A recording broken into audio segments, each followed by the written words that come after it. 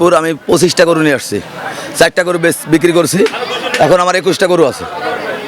ভাই আমি কম বেশি, আমার বেশি লাভের আশা না। আমি ওই 5,000 10,000 যাই হচ্ছে আমি ছাড়ি দিয়ে চলে যাবো। নিজের খামারে গরু। না না, দামটা কম ভাই, দামটা গেছে বলেছে এবার কম, 2,000 কম, 5,000 10,000 কম। দাম বেশি যারা বলছে তারা ভুল বলে ভাই।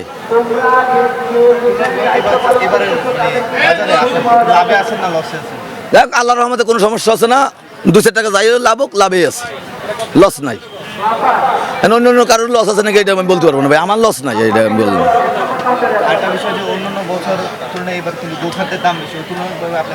ওই তুলনা ভাবে গরুর টাকা খামারেলা অনেক লস করবে ভাই। খামারেলা যে খানাটা খাওয়াইছে করে এই টাকাটা সে পাচ্ছে না, এটা বাস্তব কথা। গরুর বাজারে নরমই তো, গরু তো শক্ত না।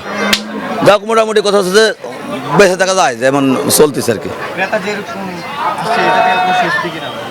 ক্রেতা কম, বাজারে ক্রেতা নাই। ক্রেতা আছে হালকা পাতলা, 2-1 জন আসতেছে, তাদের কাছে 2 টাকা বিক্রি করে যাচ্ছে, তেমন একটা ক্রেতা নাই।